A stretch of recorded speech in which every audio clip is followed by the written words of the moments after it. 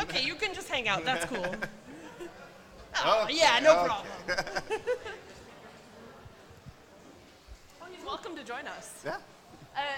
However, some of the content is perhaps not suitable for children. But if he's sitting there looking this way, it's perfect.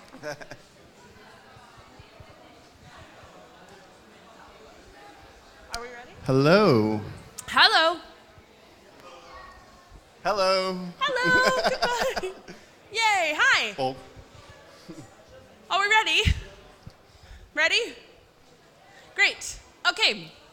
So, my name is Jillian. I'm from the Electronic Frontier Foundation, and this is my good friend and way back colleague from a past job, Andy Sellars from the Berkman Center at Harvard. Hello. Thank you. We're very happy to be here. Yes, we're very happy because this is like the coolest of my whole year. Anyway, so we're going to talk about how social media platforms are controlling your speech and perhaps your mind as well. So we're going to play a game. To start off, we'd like you to look at this series of photos and tell us by show of hands. So the question's going to be yes or no. If it's a yes, I want you to raise your hand high. If it's a no, keep your hand down. So the question is, do you think, yes or no, that the photo that I'm about to show you violates Facebook's terms of service? Quick test. How many of you are on Facebook? Is everybody on Facebook? Okay. Pretty much. Yeah.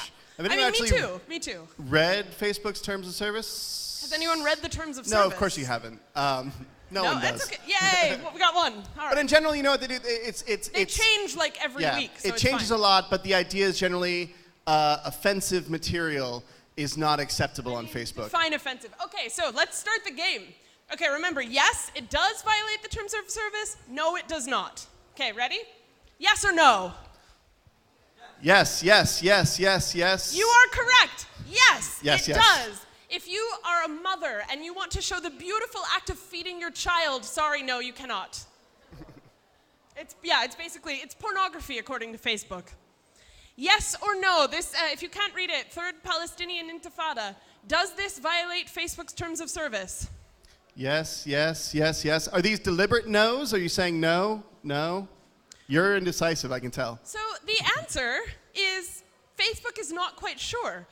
When the page first went up in March 2011, correct me if I'm wrong about the year, first Facebook said, no, this is absolutely acceptable speech, but then they got a threat for a $1 million lawsuit by an Israeli lawyer, and then they took it down.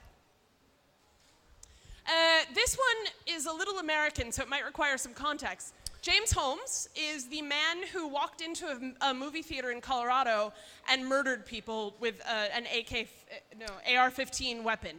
A mass so this murder. is a mass shooting in America about a year ago. This is a fan page for the shooter. Does this violate the terms of service? Very disgusting. No. Does it violate the terms of service? You say no. You say yes. Tom says everything violates. Okay, correct. This does not violate the terms of service, and Facebook said that outright in a comment to CNN. They said, no, this does not violate our terms of service. It's okay to have a fan page for a mass murderer. Yeah, it is, but aren't breasts also? Yes or no? A cartoon from The New Yorker featuring Adam and Eve. You say yes. Yes. You'd be correct because there's boobs. There's boobs. Boobs are never okay on Facebook. Yes or no? Oh, sorry. I was just going to say, as a reminder, fan page for a mass shooter, okay. Yay, boobs. Cartoon with breasts, not okay. Cool. We're on the same page. Okay or not okay? I'm not even going to say it because there's kids in the room. Bad word. But it says F a certain country. Any country, really. This could be any country. Is that okay or not okay? Against terms of service or no? Okay, so this is not against the terms of service. Facebook has said very clearly that it's okay to hate a national state. It's not okay to hate a people. So if you say the country, it's okay, but if you added the name of the people to that, that would not be okay, be it a national group or an ethnic group, whatever. Here's another one. This is a beautiful tattoo, in my opinion. Yes or no? So the funny part of this is that, technically speaking, there are no breasts in this photo. Because? Because this is a beautiful photo of a woman who had a double mastectomy. She had both of her breasts removed to prevent cancer, and then she got a tattoo done in their place. Facebook at first, this is really funny actually, at first Facebook banned the photo, but then they said it was okay because there were no breasts in the photo. I don't even know. Yeah. Right, it's the, yeah. Yeah. Because naked men or topless men are okay. All right, these are some children protesting against Monsanto. What about this Monsanto, one? massive agricultural company all over the world, but especially in the United States. And what they're saying is that the pesticides, the genetic modification that Monsanto's doing to corn especially, is causing autism. Not proven in science, but nevertheless out there as a claim. Questionable for health. Would this be okay or not okay?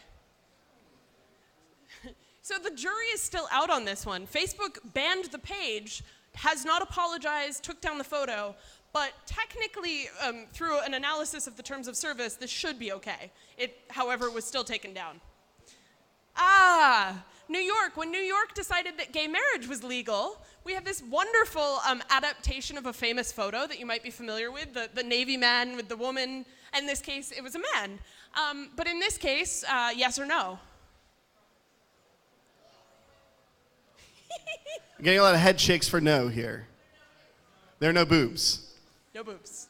So, in this case, they took it down, but then they said that it was a mistake, and they let it go back up. So initially, yes, then no.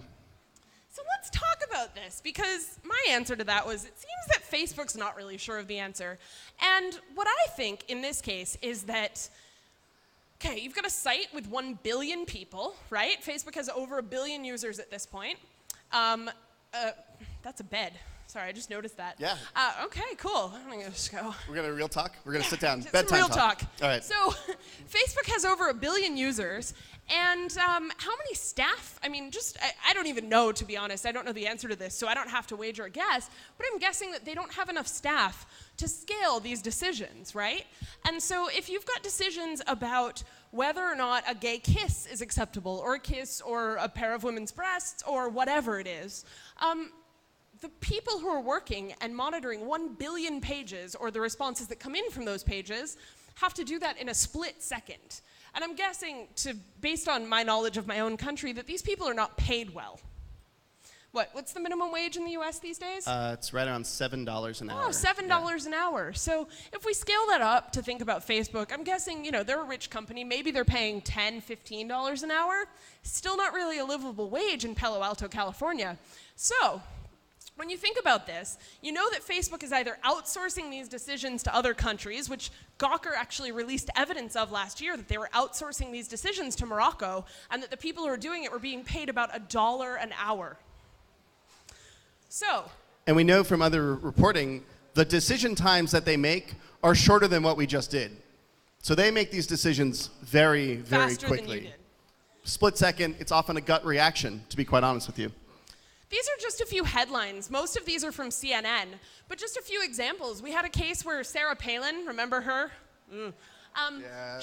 She made some comment that was probably pretty hateful, to be honest, but it was about the Ground Zero Mosque, or what I think is now called the Cordoba Center, Park 51. She said something, and that was taken down. It was later put back up. You've got the Colorado shooter, which we talked about, targeting sexist hate speech. That was a recent campaign by some feminist groups to get Facebook to at the very least, bring their standards about gender-based hate speech in line with their standards about other groups, other ethnic groups and whatnot. But Facebook's response so far has been lukewarm. The Palestinian Intifada page, which I showed you earlier. And then a few more examples that we already talked about. So Andy. Yes, Jillian? Isn't Facebook just a private company? Don't they have the right to do whatever they want? So let's talk law, and then let's talk policy. So I'm here as the token United States lawyer. In the United States, Facebook has free speech rights very much as the speakers on Facebook have free speech rights.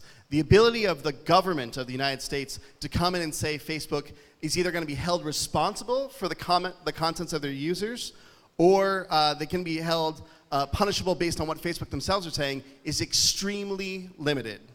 We have a couple of very specific areas, these classic categories, things like obscenity, and obscenity is defined in a way that actually has no artistic, scientific, literary so not value. not boobs. Not simple boobs. Okay. It has to be a lot more than Clarifying. that. And there are a couple other particular areas, but otherwise you really can't punish a person for what they say, at least in the United States. So, however, that's law. Policy, we have to take account of the fact of the reality that we're living in today. So, the free speech in the United States, it's the First Amendment doctrine. It presupposes within it a couple of different reasons. There's no really one reason why we have the First Amendment, but they all involve some theory of discourse and discussion, either for your own autonomous, I just want to get this off my chest, or for a marketplace of ideas where the greater truths will emerge, or we have this idea of self-governance that we'll discuss together, and that's how we set our rules. But it presupposes that we're in a space where we're all talking to each other, completely open. But I don't know. I've got my own blog. Yes? And, I get a lot of really hateful comments on my blog. I've been called a bitch. I've been called a lot of nasty things, and I just get want spam. to block those IP addresses. How is that different from this? Well, so when you're talking on your own blog, on your own forum, it's not a group. It's not a corpus. It's not a body of people. It's not like you're regulating the discourse. You're just regulating your own speech. So the reality that we're getting to now is that we used to live in a world where we would walk about our lives and you would encounter people of different viewpoints and you'd encounter different speech while you were out doing your daily business, because we are in a lot of these public spaces, and public spaces in the United States are some of the bastions of free speech in the world. We have the Boston Common, where I'm from, and that's just considered to be just a wide open haven. It's a lot like Hyde Park in London, where you can just have your corner and you can speak. We don't have those spaces online, and most of us aren't lucky to live in a place like Boston, like Rijeka, with the Corso we have here, where you can actually walk about and run into other people of different viewpoints and have your ideologies confronted, which we know, we at least understand, helps quite a bit, both for governance and for society in general. So, legally speaking, yes, I'm reminded of a court case in the U.S. Okay. This was an old court case. This is unrehearsed too. I'm excited. Yeah, I know, right? I'm just throwing this at him. This is great. Character. Am I being cold called? Yes. Am I back in law school? Okay. So this is about, there are a couple of court cases actually. I remember these. I didn't go to law school, but I just remember them from, I don't know, TV. There was one about a company town in the 1940s in the U.S. Marsh versus Alabama. Yeah, Marsh versus Alabama, where a company actually owned the town where the employees worked. Probably not that different from Chernobyl.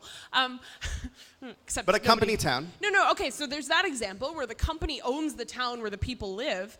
And then another example I can think of is from the 90s, where there were anti-war protesters who got the right to protest in a mall, a shopping mall. Yes. So why isn't Facebook like a company town or a shopping mall?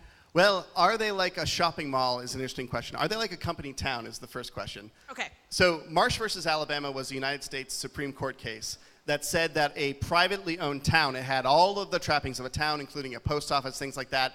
They had were so ingrained in the lives of these individuals that they were going to extend the constitutional protections of free speech onto those individuals.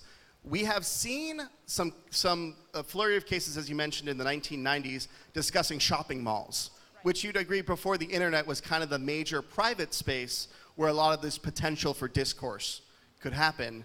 The federal government under the United States Constitution has never recognized that to permeate down to the shopping level. However, several states, California, New Jersey, a couple others, have extended their own state constitutional rights to those private spaces. Would the Supreme Court extend the First Amendment now? I don't know. They've had a couple of opportunities to, and they haven't. Hard to say. But if I can't participate in Facebook, and let's be clear, some of these cases, break character for a minute, some of these cases, it's not just the photograph or the speech that's taken down, but the person's entire account. So Andy, let me ask about this, because in the US, I remember a couple years ago, there was a White House town hall where you had to be part of Facebook to participate and ask questions to Obama. Yes. And if I'm banned from Facebook, aren't I also excluded from part of the political process? You're being foreclosed from the public process at that point. Much as you would if you, for example, I think that having exclusively internet discussion forums for governance is very dangerous, because half the country is True. not on the internet. True. So it's a very dangerous thing to do anyway. About a quarter. About a quarter. Thank you. So we're at about the 15-minute point, and I want to ask you guys a question. We've been talking about Facebook, and maybe you're wondering why we're targeting one company over others, and frankly, that's just because it's an easy target. But what I would like to know is, what other companies are you thinking about? Like, is Facebook the worst? Are there others? What do you use, and what sorts of censorship concerns do you have on private platforms? I don't know that we have the answers, but we might have some more rage to get you to take some action anyway. So what other name, just shout out a company. Twitter. Google, and Google Google Plus is Plus. a social media platform. Reddit. MySpace. MySpace. Oh, do people still use that? Friendster. Tumblr and Yahoo. Okay. Tumblr. I saw some people with Tumblr shirts on, by the way. Are there Tumblr? Yeah, who's the Tumblr people here? No? Okay. No. Okay. Okay. We will trash talk. Okay, so let's start. Okay, Twitter was the first one. So I feel a little guilty here because I wrote an article in March of 2011 that argued that Twitter was the best platform for free expression. Now, I actually think that's still true. However, since then, they've gone a little bit downhill. And I actually wrote this piece for an Egyptian publication, which makes me feel even more guilty. Twitter, okay, so on the good side, Twitter has defended the rights of its users in courts. If you look at the cases around WikiLeaks, Twitter, I don't think Brigitta's here, but Twitter did a lot of defending for its users in the courts in terms of data requests. Twitter has also stood up to foreign governments. So Twitter's an American company, so when I say foreign, I mean everything except the US. I'm sorry, I realize that I'm not in the US. But Twitter has stood up to governments other than the one that it's under to fight for free speech rights. At the same time, just a few weeks ago, Twitter handed over user data to the French government. Now granted, this was a case that is a little tricky because in France, anti-Semitism is criminalized. In the US, it's not. And so in this case, the issue was some very anti-Semitic comments made on Twitter. Twitter did take them down, as they said they would. They made an announcement that said, we will take down content that is in violation of local laws when we have to. Reasonable in most cases. Maybe, I don't know. However, then they gave the user data over to the government, and that does concern me a little bit. So I'm not as enthusiastic about Twitter's free speech fight as I was 2 years ago. But nonetheless, I think that they're a company that's thinking about this at the very least. We talked about, what were the other ones? I heard Google, MySpace, we mentioned Google. MySpace, Google Tumblr. Plus. You want to talk about real names for a sec? Yeah? Yeah. So raise your hand if you believe that anonymity is important as part of your right to free expression. Almost. Okay, that's everyone, most of not the room. everyone. A lot of people. I'm not gonna pick on anybody who didn't raise their hand. However, I will say that I agree with those of you that raise their hands because I think, and this might be very American of me, I don't know, but I think it's really important to protect whatever our minorities are, protect whomever you are, in terms of being able to freely speak your mind without worrying about repercussions. And so when I first set out to defend anonymity, I'm not a lawyer. I actually don't work on the US for the most part. Most of my work is in the Middle East and North Africa.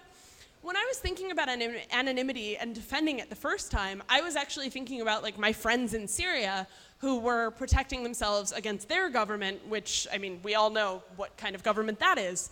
But I wrote a piece about that, and I got a lot of actually angry backlash from Americans who were saying, well, okay, but what about, for example, queer youth in the United States, or people who live in small towns that might have habits or practices that are not acceptable where they live?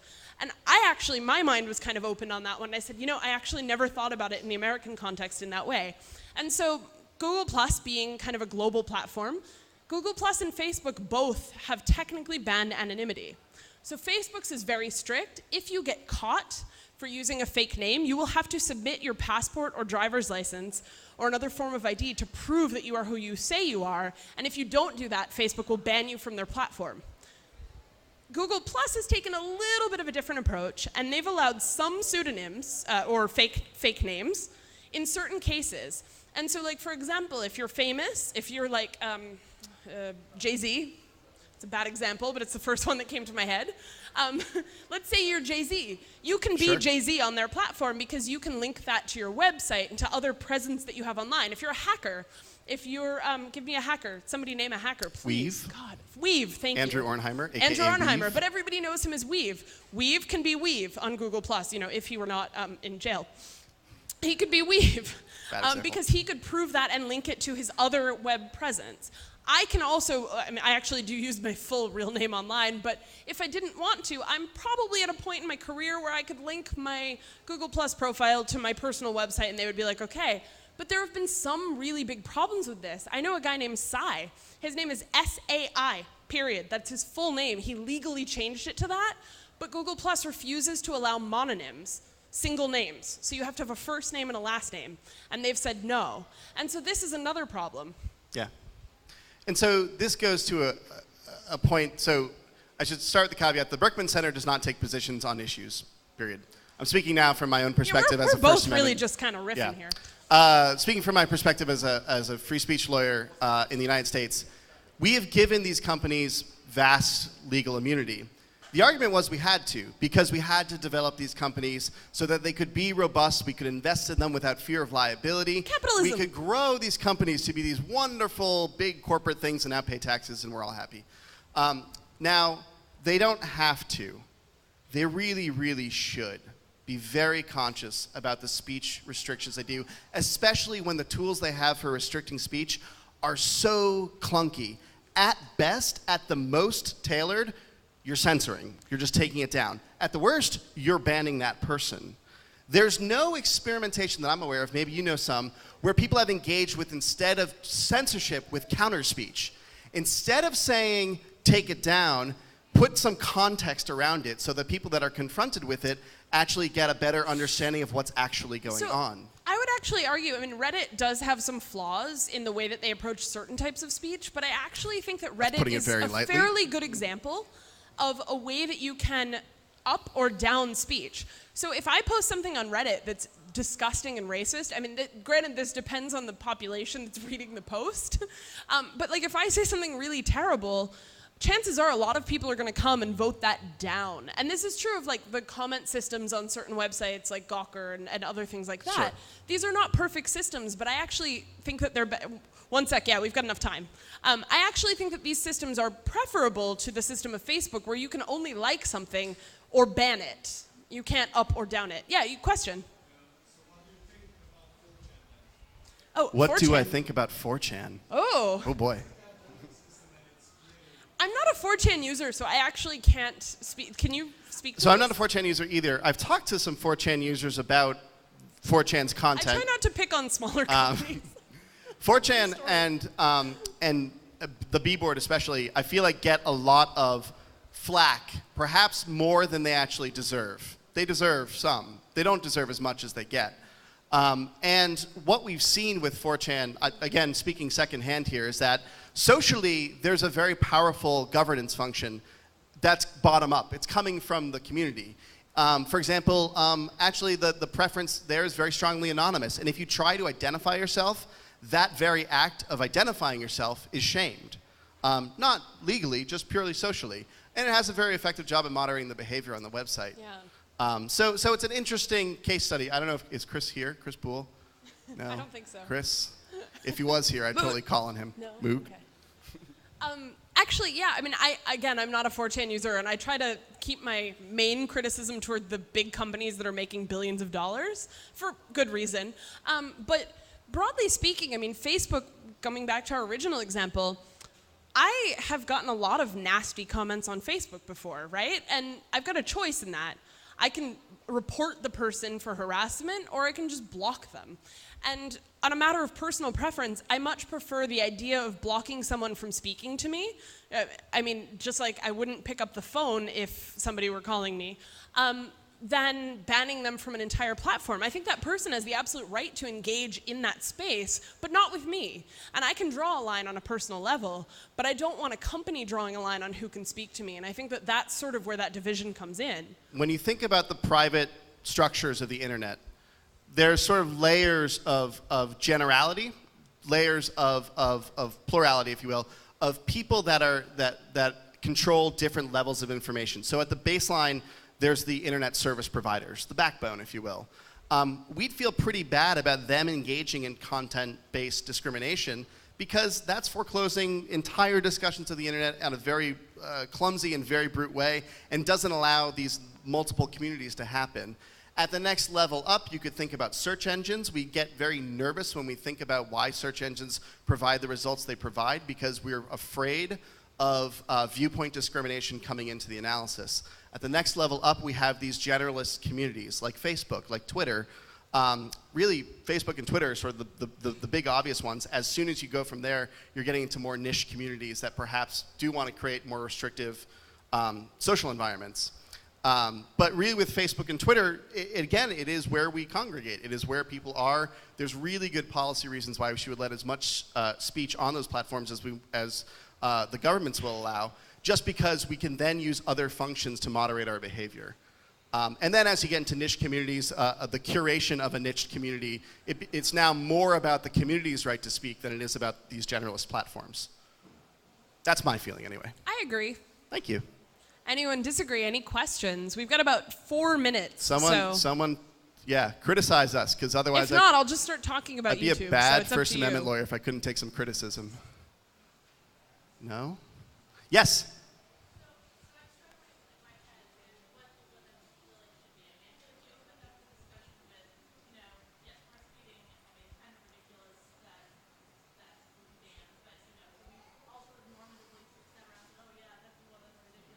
Sure.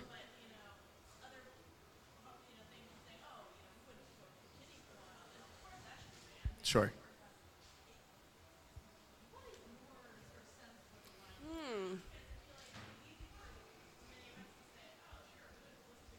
Right. Although, so yeah, no, that's a great point. Although I would say that like breastfeeding is more acceptable in Saudi Arabia than it is in the U.S. Nonetheless, so my opinion on this is. You want to repeat the question just for the yeah? benefit of the So the audience? question was basically where would we draw the line? So we can say, okay, like. Yeah, it's ridiculous to censor breastfeeding. I'm guessing most people in the room would agree with that, if not all of us. But what about things like child pornography? What about other stuff like that? My opinion is this. I think that these companies should allow the freest amount of speech in terms of the law. But there are a couple of exceptions there. So my exceptions are when it affects people under the age of 18. That's my actual one limit to speech, to be perfectly honest with you. I do think that we need to protect children, but beyond that, and I don't think that that does not warrant prior censorship. I do believe that there are ways of handling that do not involve prior censorship. So for example, I don't agree with Denmark blocking those websites because all that they're doing is blocking them from the Danish public. The websites still exist and there's no prosecution. And so if we were talking about child pornography, my example would be the way the US handles it actually, which is not perfect, but it's going after the perpetrator rather than just hiding it from public view. Hiding things from public view, censorship, in my opinion, again, you feel free to disagree and we can have a beer after and shoot this, or like argue this out. But my opinion is that censorship never solves the problem. It's a Band-Aid. And often it actually makes the problem worse. Like many of you probably have heard of the Streisand effect. I won't explain it, but the idea is basically that if you censor something that people want to see, it will just pop up in a million other places. And in fact, the Palestinian Intifada page that I gave as an example, that's what happened. They blocked one, and now there are 100.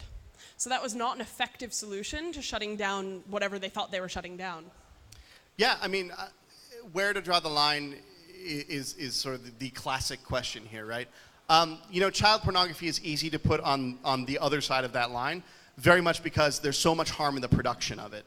Like the very act of creating that speech causes a concrete, identifiable social harm. And exactly as Jillian said, we don't want to stop people from speaking out if they're creating it because we want to be able to find those people and arrest those people. As you leave the realm of harm for production and it's just harm for the idea, we're really talking about areas where they're talking about imminent physical harm. You're talking about threats where you subjectively feel a threat to your own life and limb. Yeah. These areas where you're actually harming other individuals in more than just an ideological way Well, is the beginning, at least, of we this mentioned discussion. the one example that I've got of this actually is Sure. the really famous Innocence of Muslims video that was produced by an Egyptian-American Coptic Christian, was really disgusting. I mean, I saw it, it was disgusting, but it was also very stupid. And YouTube censored that in Egypt and Libya with no court order, and basically at the behest of the Department of State because they feared violence against their own embassies. My organization, with 2 Egyptian groups, spoke out against that. So there were Egyptians that opposed that decision, but that's not what you heard in the media. What you heard mostly was, oh, the riots, oh, this, oh, at the US Embassy. But the fact is that there are free speech advocates in these countries that I don't think that people are really listening to. And these free speech advocates are fighting for this for very good reason, because they've experienced decades of censorship. And I channeled 2 other scholars really quickly, Rebecca McKinnon and Ethan Zuckerman. I always screw up Zuckerberg and Zuckerman. I got it right. Zuckerman.